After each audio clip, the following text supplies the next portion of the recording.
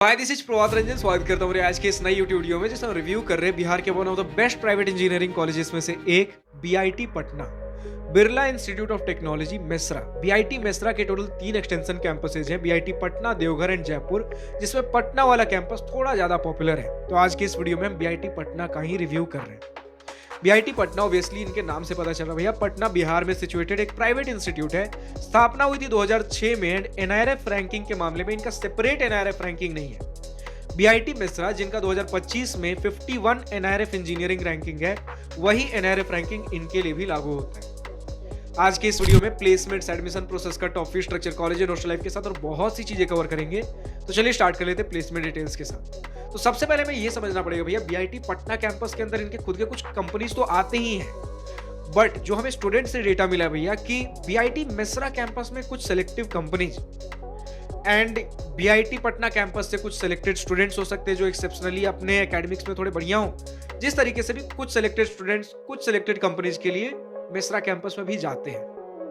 तो अभी जो भी स्टूडेंट बीआईटी पटना से इस वीडियो को देख रहे हैं, अगर आपके पास कुछ डेटा भैया यूजुअली किस तरीके के रहते हैं या फिर पिछले साल किस तरीके का डेटा रहा, किन ब्रांचेस से कितने स्टूडेंट्स किस तरीके के कंपनीज में आपके मेसरा कैंपस में गए, पैकेजेस क्या कुछ थे, तो अगर ये डेटा हो आपके पास तो बिल्कुल कमेंट सेक्शन में शेयर कर सकते हो। फिलहाल स्टूडेंट्स का ही कुछ डेटा भैया कि ऑन एन एवरेज 6 से 7 एलपीए कहीं ना कहीं डेटा रहता है भैया, सभी बीटेक ब्रांचेस को मिलाकर एवरेज पैकेज हमें देखने मिलता है। सीएससी जैसे ब्रांचेस में ये 10 से 11 एलपीए भी चला जाता है एवरेज पैकेज। एंड बात करें भैया ब्रांचेस टोटल किस प्रकार के हैं, तो जो 2025 में जिन ब्रांचेस में एडमिशन हुआ है उसी के नाम ले लेते हैं हम।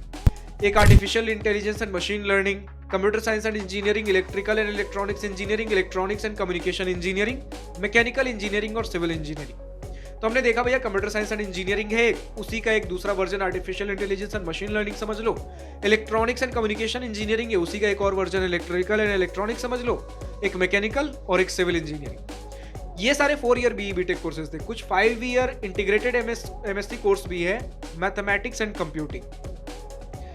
तो समझ में आ गया, लगभग मिक्स्ड ही आपको कहीं ना कहीं ब्रांचेस, ऐसा भी नहीं सिर्फ आईटी सेक्टर वाले, ऐसा भी नहीं है कि सिर्फ कोर ब्रांचेस, लगभग मिक्स आपको देखने को मिलता है। तो इसलिए 6 से 7 एलपीए का एवरेज पैकेज ओवरऑल सभी ब्रांचेस को मिलाकर एंड 10 से 11 एलपीए के आसपास का आपके कंप्यूटर साइंस इंजीनियरिंग जैसे ब्रांचेस में। प्लेसमेंट परसेंटेज भी स्टूडेंट्स का यही कहना है भैया कि अप्रोक्सीमेटली कहीं ना कहीं स्टूडेंट्स, कुछ स्टूडेंट्स कह रहे भैया 100% का प्लेसमेंट परसेंटेज के आसपास कंप्यूटर साइंस इंजीनियरिंग जैसे ब्रांचेस में। अगर आप इलेक्ट्रॉनिक्स वगैरह में देख लो देन 80 to 85% स्टूडेंट्स बता रहे हैं। इसी के साथ अगर हम बात करें भैया मैकेनिकल एंड सिविल जैसे ब्रांचेस में देन लेस देन 70% के आसपास का डेटा है इसमें। मतलब स्टूडेंट्स का कहना है कंप्यूटर साइंस इंजीनियरिंग अगर मिल रहा हो ले सकते हो। बिहार के अंदर आप अगर IIT Patna, NIT Patna, triple IT Bhagalpur इनको छोड़ दो, आप next best institute BIT Patna को बोल सकते हो, जितने भी इंस्टीट्यूट बिहार के अंदर अवेलेबल है। अब अगर हम बात कर ले भैया कि एडमिशन प्रोसेस क्या रहता है, तो एक तरीका तो इनका जोसा काउंसलिंग के थ्रू है, दूसरा इंस्टीट्यूट लेवल भी काउंसलिंग देखने को मिलता है। पहले जोसा काउंसलिंग समझते हैं। तो जोसा काउंसलिंग के थ्रू अगर आपको एडमिशन लेना हो देन सबसे पहले जेईई मेन का एग्जाम दोगे, जेईई मेन के एग्जाम में जो भी रैंक बनेगा उसके बेसिस पे जोसा सीसेप काउंसलिंग के through colleges and branches allot हो रहे होंगे। इसके अलावा आपका एक इंस्टीट्यूट लेवल काउंसलिंग भी होता है, जिसमें आप जो भी आपका जेईई मेन वगैरह में कुछ मार्क्स रहा हो, आप डायरेक्टली इंस्टीट्यूट पे जाके अप्लाई कर सकते हो। इसके थ्रू एडमिशन लेना ज्यादा आसान है। वैसे अगर हम बात कर ले देन बहुत ज्यादा टफ भी नहीं है अगर आप जोसा सीसेप काउंसलिंग के थ्रू जाते हो। अभी थोड़ी देर में हम कट ऑफ्स वगैरह देखेंगे। और जो भी जोसा सीसेप काउंसलिंग के थ्रू देख रहे हो, 50% सीट्स आपके होम स्टेट बिहार कैंडिडेट्स के लिए होंगे and 50% seats all India quota के थ्रू होंगे, जिसपे आपके Bihar as well as outside Bihar दोनों एलिजिबल हो जाते हैं। अब अगर बात कर ले कट ऑफ की, देन जोसा लास्ट राउंड के भी अगर कट ऑफ्स आप देखो, देन अगर कंप्यूटर साइंस इंजीनियरिंग जैसे ब्रांचेस ऑल इंडिया वाले सीट्स भी लेते हो 40 से 50 हजार के आसपास देखने को मिल जाएगा। वहीं अगर होम स्टेट वाले सीट्स के थ्रू जाते हो 70 से 80 हजार। अगर आप भैया चले जाओ बिल्कुल लास्ट राउंड तक, सीसैप वाले राउंड अगर आपको जानने हो, computer science engineering all India वाले जो सीट्स है 1-1 लाख रैंक तक भी आपको देखने को मिल जाएंगे। वहीं होम स्टेट वाले सीट्स के थ्रू जाओगे, यही आपके पास 1.5-2 लाख रैंक तक देखने को मिल जाएगा। अब अगर आप बात कर लो भैया कि बाकी सारे ब्रांचेस किस तरीके से, मैकेनिकल इंजीनियरिंग जैसे ब्रांचेस आपके जोसा लास्ट राउंड में ऑल इंडिया वाले सीट्स 70-75 हजार रैंक तक, होम स्टेट वाले seats mechanical engineering 1-1 lakh rank तक। वही अगर समझना भैया स्पेशल राउंड में क्या कुछ जाता है, बिल्कुल सीसेप का जो लास्ट राउंड हुआ था, ऑल इंडिया में मैकेनिकल इंजीनियरिंग वाले जो सीट्स थे 6-6 लाख रैंक क्रॉस किए हैं। मैकेनिकल इंजीनियरिंग आपका 5 लाख रैंक, 6 लाख रैंक, ये सारे नॉर्मल है इनके लिए। मतलब आपके 5-6 लाख रैंक भी हैं ऊपर तक, आपको सीसैप स्पेशल राउंड तक कुछ ना कुछ कोर ब्रांचेस देखने को मिल जाएँगे।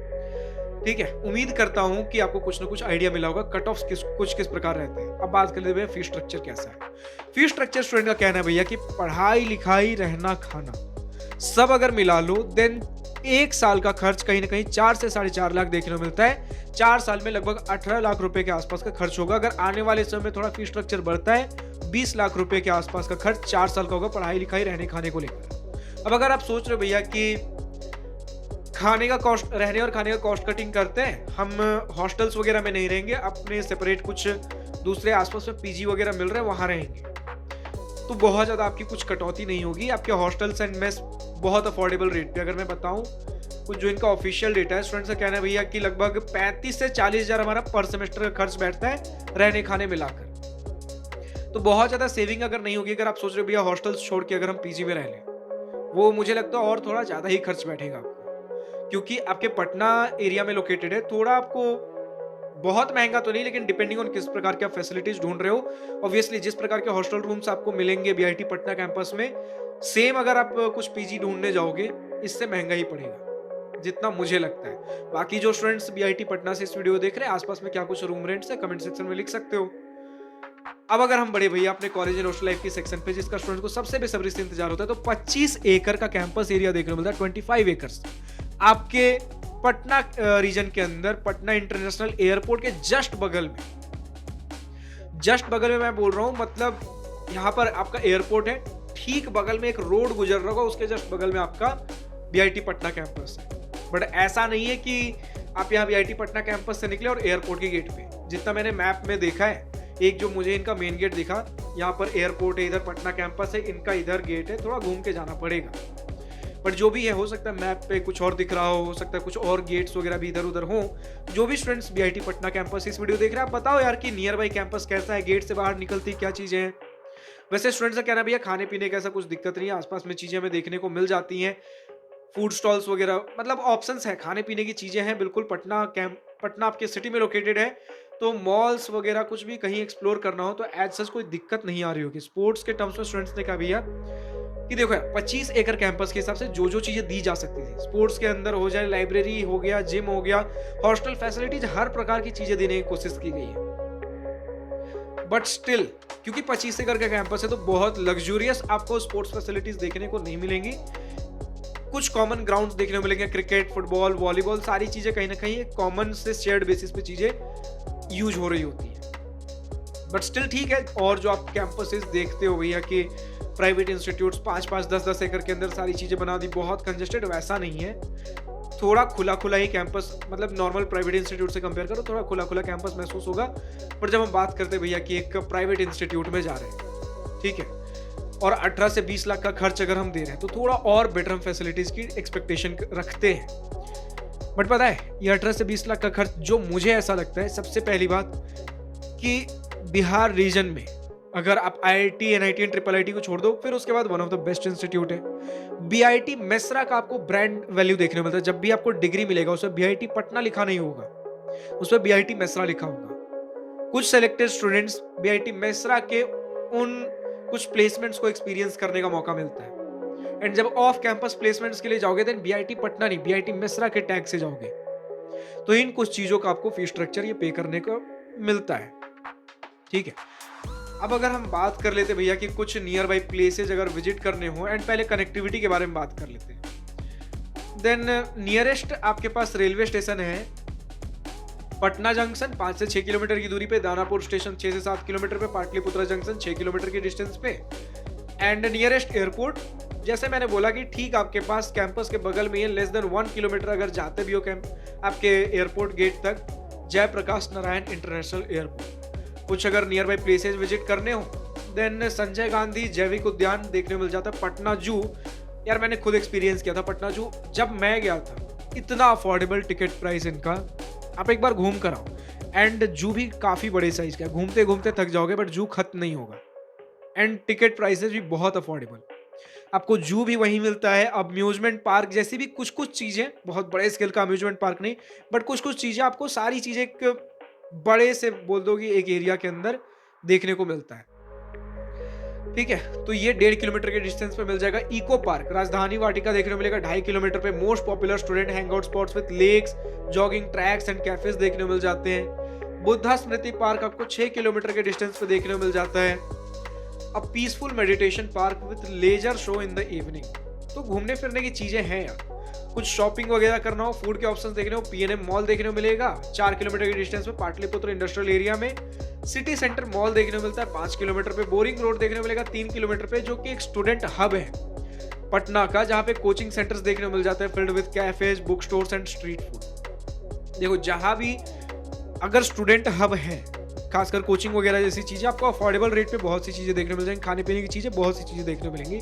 तो बोरिंग रोड भी एक्सप्लोर कर सकते हो। कुछ और हेरिटेज जैसी चीजें, वीकेंड ट्रिप जहां प्लान कर सकते हो, गोलघर 6 किलोमीटर की दूरी पे, गुरुद्वारा पटना साहिब आपके 15 किलोमीटर की दूरी पे, नालंदा एंड राजगीर 80 से 100 किलोमीटर की दूरी पे है, जहां पे महीने, 1.5 महीने, 2 महीने में कभी कुछ ट्रिप प्लान करना हो कर सकते हो। इसी प्रकार का कुछ इंस्टीट्यूट है एंड हॉस्टल्स आपके, जितना मुझे पता चला, स्टूडेंट्स ने बोला भैया फर्स्ट ईयर में 2 सीटर रूम्स देखने को मिलेंगे एंड उसके बाद से सिंगल शेयरिंग रूम्स आपको देखने को मिल जाते हैं, यानी कि फर्स्ट ईयर में 2 लोग रहोगे एक रूम में, उसके बाद से सेकेंड ईयर से एक रूम में 1 लोग रहोगे, जितना मुझे स्टूडेंट से डेटा मिला है।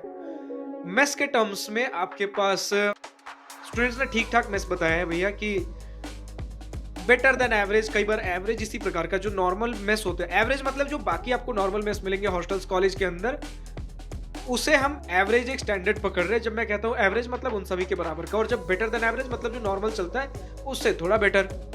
इवेंट्स एंड फेस्टिवल्स का कहना भैया थोड़ा डिसेंट लेवल पे होता है, स्पोर्ट्स फैसिलिटीज भी हमने बोला ही डिसेंट लेवल पे है, तो कॉलेज लाइफ भी ठीक ठाक देखने को मिलेगा। बट उससे बड़ी बात है कि पटना सिटी आपको एक्सप्लोर करने का मौका मिलेगा, शहर से कहीं दूर कटे कटे एरिया में नहीं है। ठीक है, फिलहाल आज के इस वीडियो में इतना ही। अब जो भी स्टूडेंट्स आज के इस वीडियो को बीआईटी पटना से देख रहे हो, अभी तक का आपका अपना एक्सपीरियंस किस प्रकार का रहा है, exposure, pros and cons, positive and negative points of this institute cover करना हो, कमेंट सेक्शन में खुलकर लिख सकते हो।